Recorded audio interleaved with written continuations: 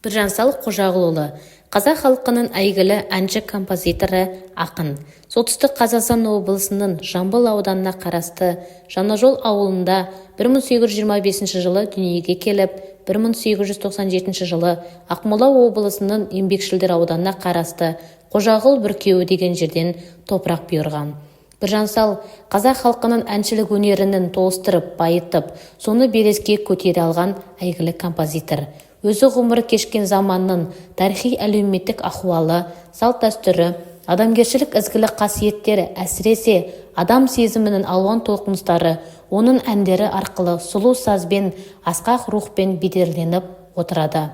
Ақтентек, Біржан-Сал, Айбозым, Алтын балдақ сияқты әндері қазақ ән өнерінде шырай беретін шоқтығы биік асыл туындылар.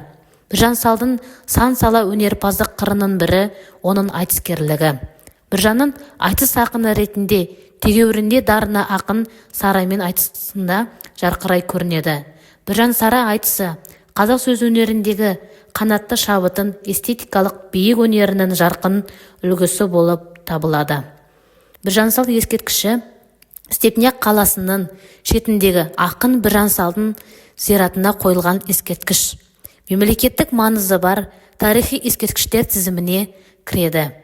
Құрметті оқырмандар, модельдік орталық аудандық кітапханасында Біржан-Салдың шығармашылығымен, өмірбаянымен танысуға шақырамыз.